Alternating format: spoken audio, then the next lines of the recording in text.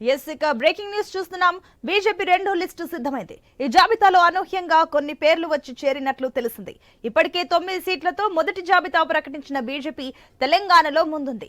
ఇప్పుడు రెండో జాబితాను కూడా ప్రకటించి మరో అడుగు ముందుకు వేసింది.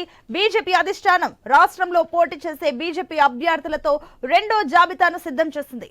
మొదటి జాబితా మాదిరిగానే దేశవ్యాప్తంగా ఇతర రాష్ట్రాల అభ్యర్థులతో కలిపి తెలంగాణ అభ్యర్థుల పేర్లను ఖరారు చేయనున్నారు.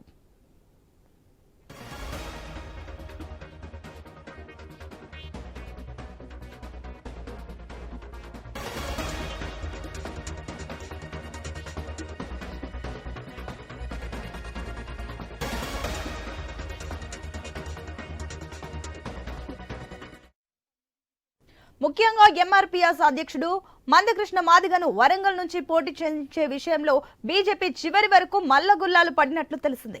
మందకృష్ణను వరంగల్లో పోటీ చేయించాలా, స్టార్ క్యాంపెయినర్ గా రాష్ట్రమంతా తిప్పాలా అనే విషయంపై చర్చోపచర్చలు జరిగాయి. చివరికి మందకృష్ణ కూడా తాను పోటీ పడడం కన్నా రాష్ట్ర వ్యాప్తంగా పర్యటించడానికే మొగ్గు చూపినట్లు తెలిసింది. దీంతో వరంగల్ నుంచి మాజీ ఐపీఎస్ కృష్ణప్రసాద్ ను బరిలోకి దించే అవకాశం ఉంది. దీనికి సంబంధించి మరిన్ని డీటెయిల్స్ మా స్పెషల్ కరెస్పాండెంట్ సునీల్ అందిస్తారు. సునీల్, చూసుకున్నట్లయితే మొత్తం మీద తెలంగాణలో బీజేపీ రెండో లిస్టు రెడీ అయిపోయినట్లు తెలుస్తుంది. ఈ రెండో లిస్టుకు సంబంధించిన డీటెయిల్స్ ఏంటి? బీజేపీ మిగతా అభ్యర్థులను ప్రకటించేందుకైతే కసరత్తు దాదాపుగా పూర్తయింది. రెండో దశలో ఒక ముగ్గురు అభ్యర్థులను ప్రకటించే అవకాశాలు ఉన్నట్టుగా కూడా తెలుస్తుంది.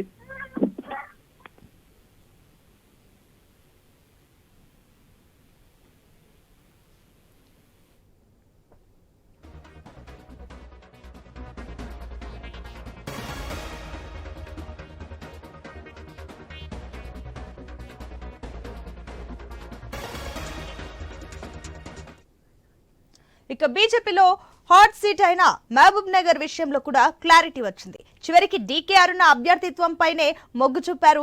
ఈ స్థానానికి కూడా పోటీ పడుతున్న జితేందర్ రెడ్డి కొడుకు ఇటీవలే మహబూబ్ నగర్ స్థానానికి పోటీ చేశారు. మళ్ళీ అదే కుటుంబానికి అవకాశం ఇవ్వడం కన్నా డీకే అరుణకు ఛాన్స్ ఇవ్వడమే బెటర్ అని అధిష్టానం నిర్ణయించినట్లు తెలిసింది.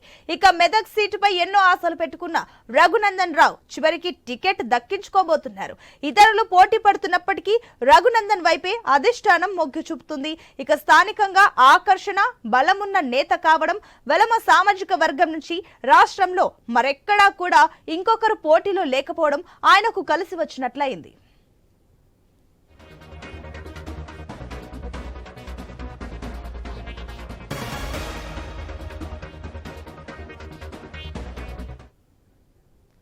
మహబూబాబాద్ సీటును ఎస్టీసీఎల్ రాష్ట్ర అధ్యక్షుడు హుస్సేన్ నాయక్ కు ఇవ్వనున్నారు. గతంలో కూడా ఆయన మహబూబాబాద్ పార్లమెంటుకు, అసెంబ్లీకి పోటీ చేశారు. లంబాడాల జనాభా ఎక్కువన్న ఆ స్థానం నుంచి లంబాడానే పోటీ చేయించాలన్న నిర్ణయం తీసుకున్నారు.